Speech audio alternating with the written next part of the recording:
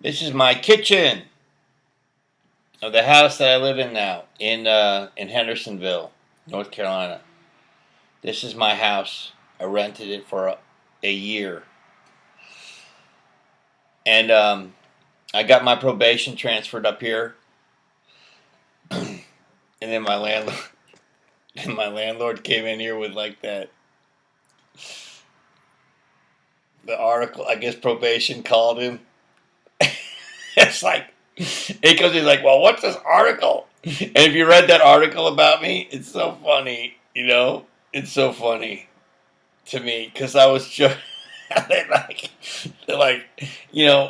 the quote that I gave him is so funny. It's meant to be funny, you know what I mean? And then they put it in there like, that's which makes it even more funny to me. But whatever. Anyway, I got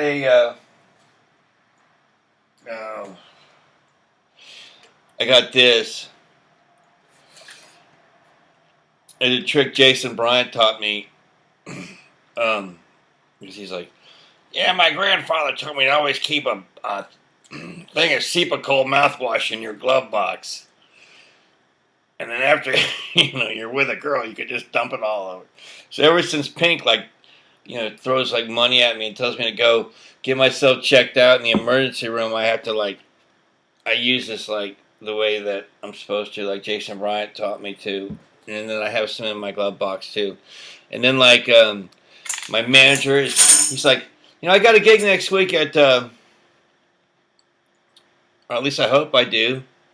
I haven't talked to the guy yet, but because I got to get 10 songs together. But it's gonna be Rev's Coffee House in High Point, and so maybe in a week or two I can play there. So that'll be my first thing if he likes what I do. And my manager's like, you need to use more percussion, But he's always in here laying down tracks when I'm not here. He's trying to steal the glory. It's my stuff. So here's the song I wrote. I just wrote it because there's something that's been on my mind, and I need to get it off my mind. And I need to tell the people, maybe this hypothetical set of circumstances that are purely hypothetical. It just might be cathartic. That was one of the shrinks said that to me this morning. That would be cathartic.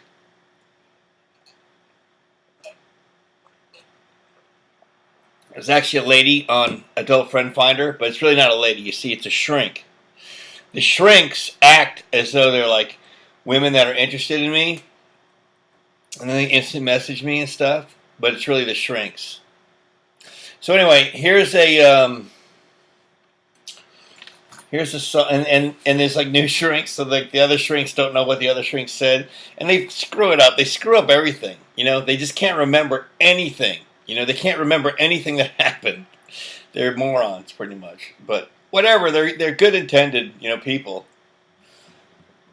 So here's a song I'm gonna do, and how it's gonna go is like this. I'm gonna be singing it, and then I'm gonna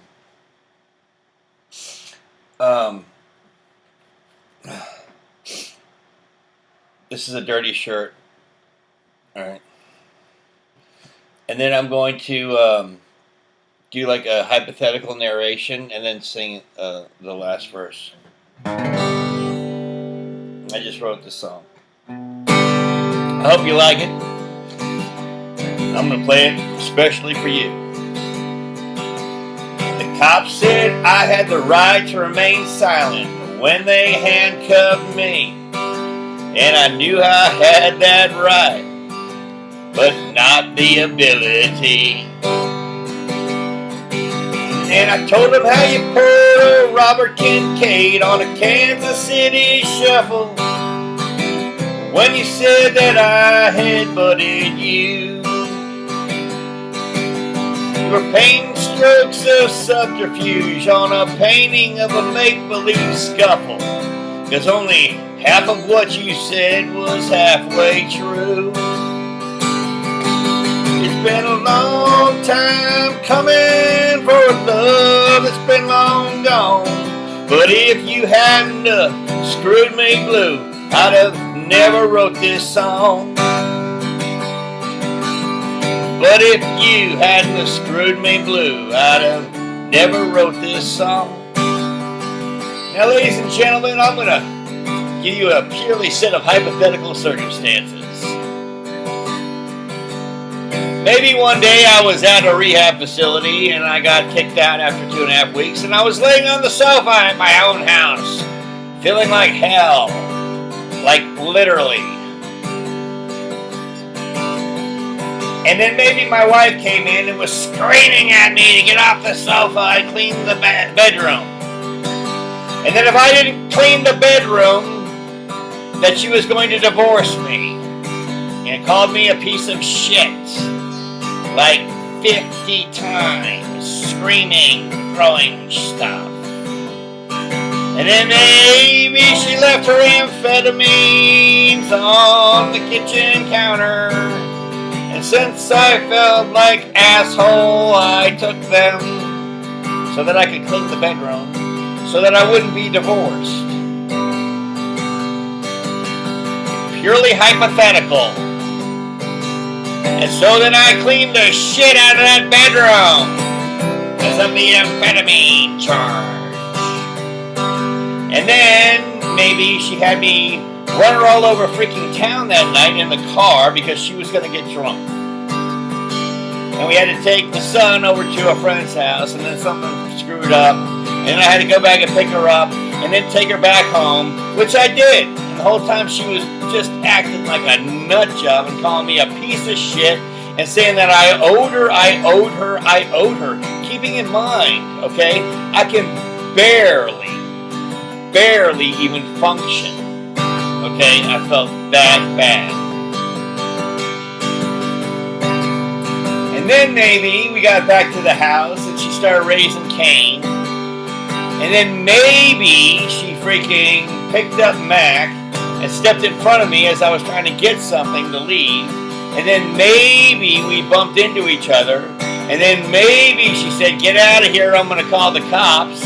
And then maybe she did call the cops. And maybe I left and then came back. And then maybe I got arrested. But you see, the whole thing was staged. The whole thing was staged. You know what I mean? It was ridiculous. Not one mark on her, no nothing. And then the next day, after she goes to her attorney, then she filed an assault charge on me. Can you believe that? But the whole thing, in other words, like she picks up the son, okay, my son, a little kid, and then steps in front of me. Keeping in mind, I'm so sick. I'm so sick I can barely walk.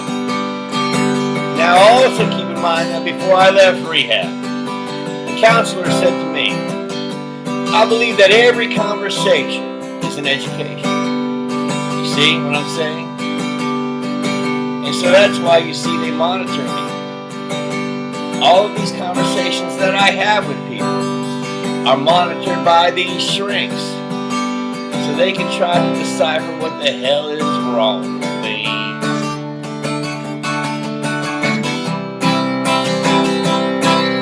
Gotta fix my pick. So what I'm trying to tell you is this, alright? It was just a screwed up time. That's really all there was to it, okay?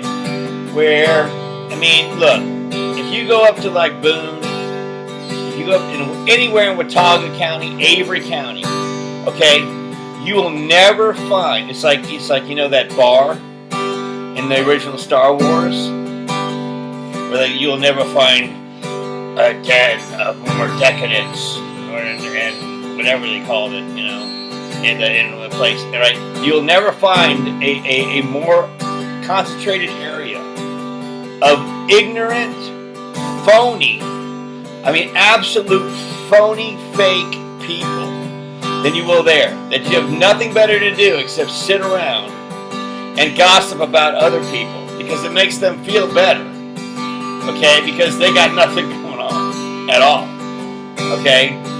And so I think that at that time, my ex-wife was not educated on this subject about drug addiction or whatever, and she was freaked out of her head, And I bet you $1 million she regrets it. I bet you $1 million that she regrets it because she's a good person. And you know what? She's married right now to somebody else.